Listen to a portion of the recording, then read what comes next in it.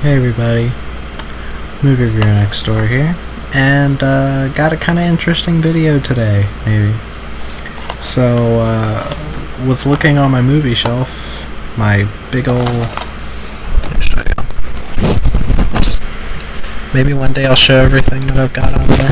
Just, that movie shelf, there's some boxes of cereal too, but never you mind. Maybe someday I'll get to showing everything I have in a live stream or a couple live streams, just so everyone knows what I have, so they can know what I've got. But yeah, was looking on there and I noticed that I had two movies with the exact same title, kinda. So I have Standoff. Put it here for better reference. Standoff. All one word. Here it says 2014, it's actually from 2016. And Standoff, starring Brendan Fraser, from it says here 11, but yeah, okay, from 2011 and 2016. Two very different movies, almost the exact same title. There's Standoff and there's Standoff. So I thought, oh, this might be a fun video idea. Just compare the two movies, and even the spines look almost the same. They're nearly the same color and font and all of that, which is very odd. But yeah, I'm titling this video "The Standoff of the Standoffs." Well, because that's something a friend of mine came up with. His name's Sam, in case he wants to watch this. Hi Sam, thanks for the video title, very clever. But yeah, I was just gonna review them in order and then at the end say which one I liked more. I'm not gonna change the lights so that people can go with an air of mystery for this video, but yeah, starting with Standoff from 2016. This is a film about Thomas Jane. He's a troubled war veteran who, after the loss of his son, his life kind of goes down a spiral. And then there's this young girl, who ends up witnessing an assassin killing people at a graveyard. And then she ends up running to his house, and he basically has to take care of her or try to keep her from getting killed, while this hitman, played by Lawrence Fishburne, is after them. Armed with one shotgun shell, Thomas Jane has to try to beat out Lawrence Fishburne in a standoff. But yeah, what did I think of this film? I really liked it. I've seen this film before. I didn't mind watching it again. On Letterboxd it says it's 80 minutes. Without the end credits, yes. With the end credits, it's 86 minutes. But yeah, this is one of those movies that, you see this cover. Just to talk about the snobs on Letterboxd. Most of them are oh, you look at the cover, and it's oh, that just looks like a random straight-to-video movie that'll be shit, but it has good actors in it, but it's not like they choose to act in what they want to do. It's not like they're their own people and they can do whatever the fuck they want. If they do anything under Hollywood production levels, it's a paycheck movie. Go fuck yourself, guys. Those people who actually talk like that and they're oh, anything whoa, Lawrence Fishburne's only here for a paycheck, Thomas Jane's only here for a paycheck. Fuck you. Actors do movies for paychecks. That's fine. They're actors. They act for money. That's their job. So stop fucking hating Dolph Lundgren for doing movies that are that are so-called below his pay grade. It's because no one will hire them. So they have to get jobs where they can. Because that's how Hollywood works. Enough whining. This cover says Lawrence Fishburne and Thomas Jane. I don't know why the fuck they did that. Probably because Lawrence Fishburne's a more marketable name. But Lawrence Fishburne isn't the main character. It's Thomas Jane. Thomas Jane plays Carter, a troubled war veteran. He does a really great job in the role. He plays the sadness, he plays the seriousness, and he plays the regret very well. Thomas Jane is probably one of my favorite actors, mostly because of The Punisher 2004. And someday I'll do a big video on that movie, because it is one of my all-time favorite films. It is my favorite comic book film that I've seen so far. But yeah, just Thomas Jane, perfect pick for this role. It's that weird era where he had the weird wiry hair, and I don't mind that era. He did a lot of very interesting roles during this time. Drive Hard was one of them. I didn't mind at all. A lot of people seem to hate that. But yeah, Lawrence Fishburne also does a great job here. He seems to be having a lot of fun with the role. Again, on Letterboxd, everybody's like, oh, he did a good job for a paycheck movie. Shut up. Lawrence Fishburne plays the cold, calculated, taunting killer very well. It's been a long time since I've seen him do a character like this, because he usually plays like good-hearted heroes. But yeah, the little girl in this, Ella Ballantyne, I have not seen her in anything else. This is apparently one of her first roles, I think, and first mainish roles.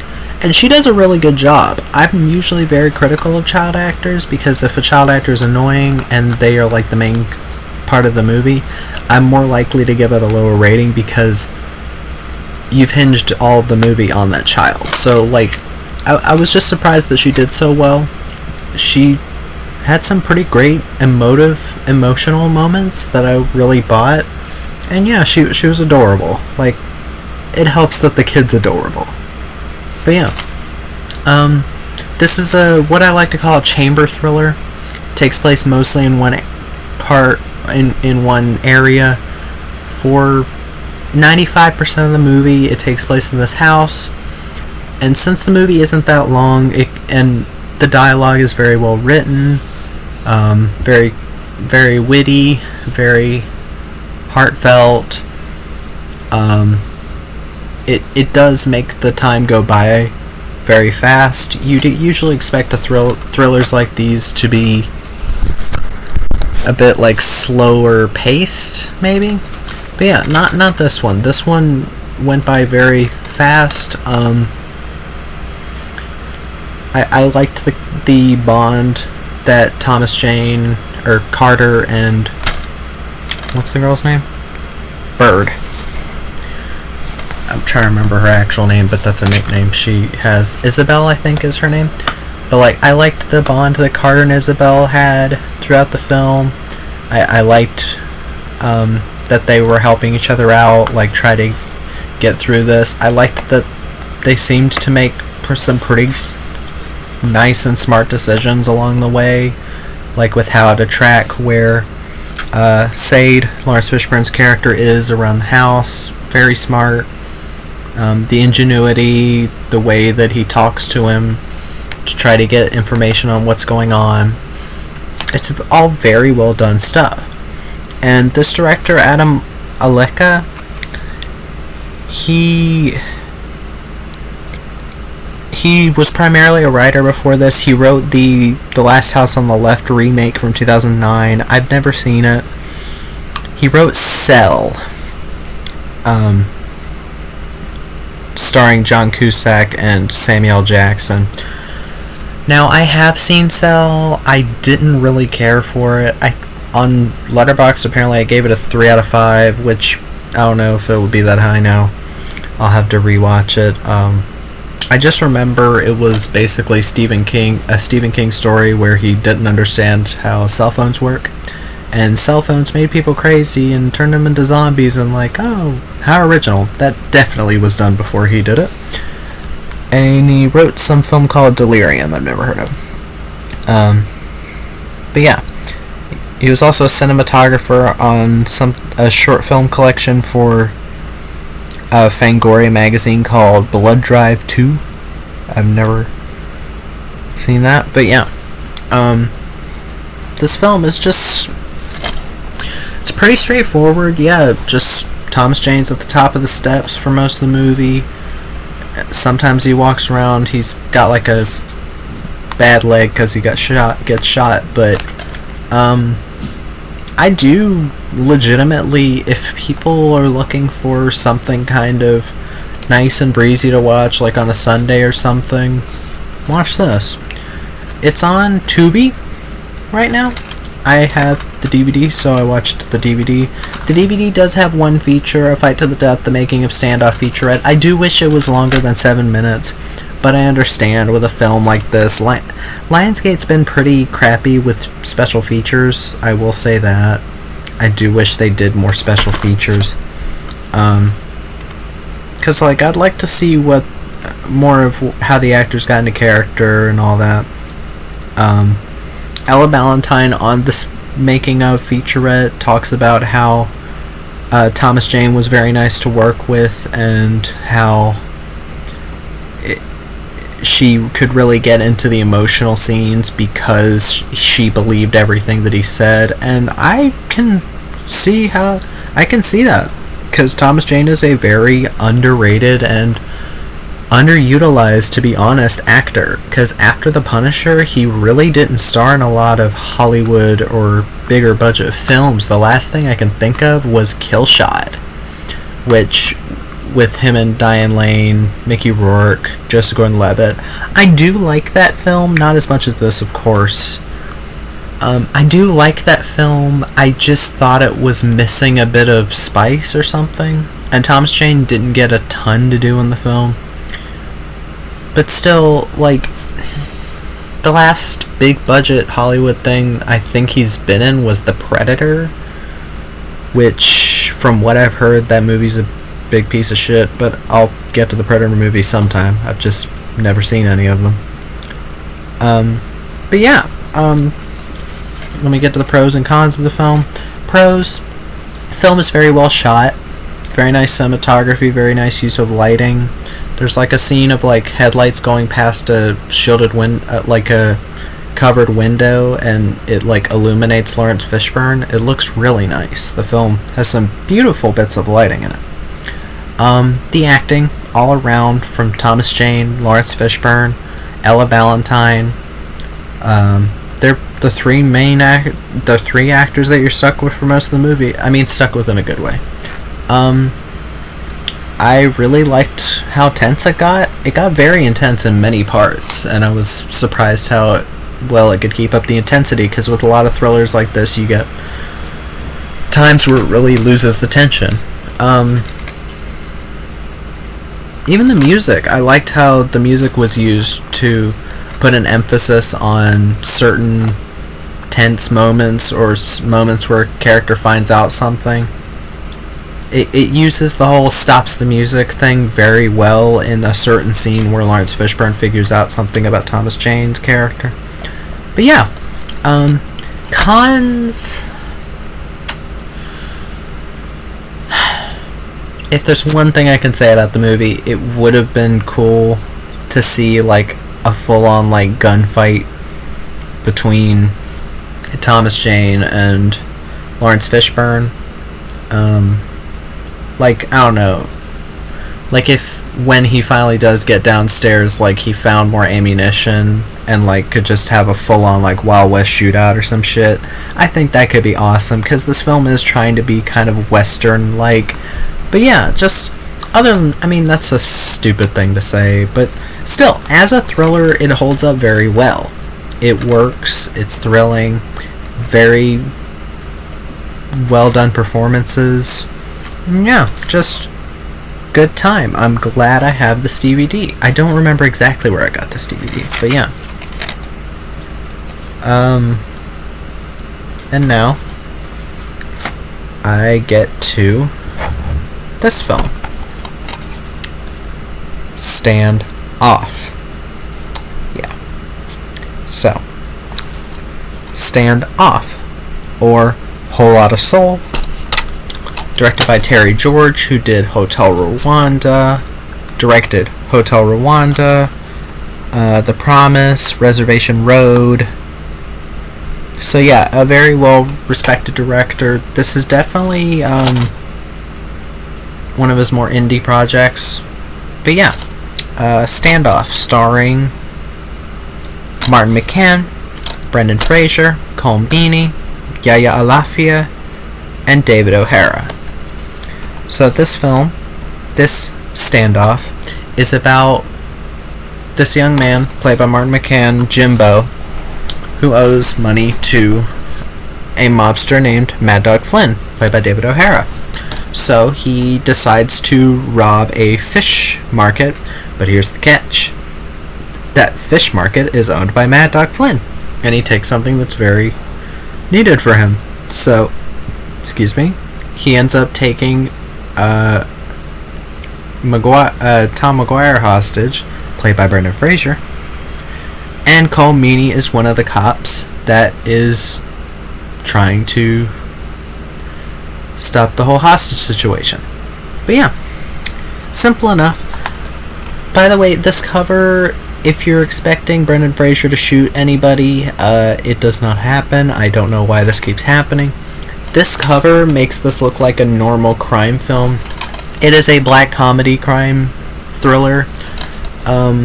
It does kind of drop the comedy at many moments, like a lot of movies of this type do. That's why I tend to stay away from like horror comedy, because there's not really many ways you can do actual tense and thrilling horror and comedy at the same time, or in the same film. It just doesn't really work out. So you end up getting a very silly horror movie, or you get a creepy comedy that's not very funny. So yeah, with a film like this, I wasn't expecting a ton. I watched it mainly because I was like, okay, this is a cool video idea, and we're funny, and I love Brendan Fraser, and given all the shit that he's dealt with Hollywood, him being raped by the SAG guy, I cannot think of his name right now, like getting fucked over by Dwayne Johnson on the Mummy series and Scorpion King and all that, and just getting fucked over and given shittier and shittier roles in movies. Yeah, I feel really bad for the guy. I don't just like him because of that. I feel bad for him in ways, but that's not the only reason I like to watch his movies. I do think he feels like a real person. So in this type of role where he's playing just a normal dude, I think it works better because he is starring it. Or he is playing these types of roles, and he just looks like a normal dude. Unlike all these beautiful Hollywood people who just really don't work in those everyman roles. That's why I tend to like Thomas Jane, Gerard Butler, even Henry Cavill now that he's a bit more gruff. Like with Night Hunter, I bought him as like a average dad in that, because he looks more like rugged, I guess. But yeah, I tend to be more towards those actors than your Tom Cruises, your Tom Hollands, because for the most part I think Tom Holland is just not a good actor, and I think that people are more in love with him from interviews than for his acting. But yeah, anyways, I liked this film. I liked it. The reason I know about this movie, there's a film called Vehicle... What was it? Vehicle 19 from, I think, 2012? Maybe? 2012, 2011, something like that. And this is from Ketchup Entertainment, or released by Ketchup Entertainment, which also released that. I think that's a pretty underrated Paul Walker film. People seem to hate it for the most part. It's pretty simple, just like Standoff, not Standoff. It's simple premise. It's stuck in a car with someone, and I'll talk about Vehicle 19 sometime. I could do a video on that. But yeah, this looked interesting. I saw, Brendan Fraser, I haven't seen him in a while. So I was like, okay, I'll give it a chance. And I'm glad I did. It's really weird. This is an Irish crime comedy, which I haven't seen a lot of Irish films. The only real Irish film that I've seen is probably En Bruges, with Colin Farrell and oh god, I can't think of his name. whatever, Colin Farrell and Ralph Fiennes. Trying to think of the other actor in it. But yeah, Brendan Fraser's not the real main character. Let me talk about the actors. Martin McCann does a good job as Jimbo. Saw him in a film called The Resort, and I did think that I recognized him. I was like, who is that? And I looked him up, and I was like, oh, he was in The Resort, which was a pretty fun zombie film, pretty cool premise. Doug Ray Scott was in it, so that's the main reason I watched it. Martin McCann plays a very interesting character. Brendan Fraser does a good job here. I do wish he was... I kind of do wish he got to shoot somebody, because I don't think I've ever seen him shoot someone in a movie. Other than The Mummy, of course. But, like, in, like, a more gritty or, like, R-rated fashion. Cole Meany does a good job as the police chief. He's one of those character actors you see in a ton of British films, so, I mean, he does what he does. Yaya Alafia was good as Sophie, who is kind of Brendan Fraser's character's girlfriend. And David O'Hara was fine as Mad Dog Flynn. He's kind of just stereotypically evil. Not a lot to his character. But yeah, just right off the bat, fun, very weird sense of humor.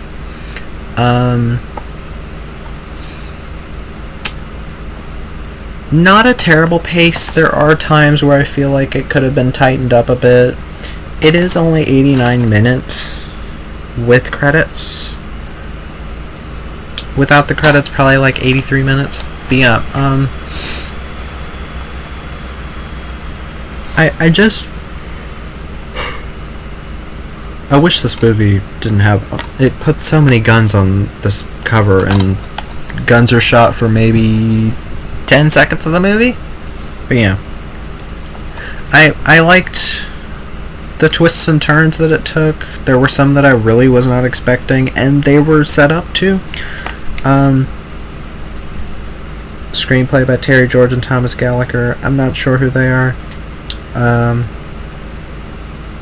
But yeah, just a pretty all-around good film. People on Letterboxd seem to be very split on it. It's got a 2.6. But yeah, we'll just get into the pros and the cons. It's kind of hard to talk about this. I don't want to give anything away. The pros: Brendan Fraser, Cole Meany, Martin McCann. What's her name again? Yaya Alafia. All do good jobs. The film looks alright. The budget was $5.5 million. Whatever in Irish money. $5.5 million when converted. But yeah, I haven't seen many Irish productions. This one looked alright. There were some nice shots at times. This is also kind of a chamber film. Most of it takes place in this antique shop that Brendan Fraser's character is running. I did like the twists and turns that happen throughout the film. But yeah, cons... I wish there was a bit more to David O'Hara's character. I wish Mad Dog Flynn had more to his character, and I thought the way he got... Well, I don't want to give anything away. I thought whenever guns do get shot at things, there's a really bad looking muzzle flash. It's very obvious that Terry George does not do action, and they're very obviously plug-in effects, and they're using fake guns that don't like have... They probably were using blanks, maybe? Well, no. If it was filmed in Ireland, actually, they probably didn't get the clearance, so they're probably guns that they're just having the actors, act like you're shooting it. But yeah, that didn't look too great. There are ways to make it look good, but you know, I do wish there was a bit more action, but it wouldn't really make sense for this type of film. They could have done something.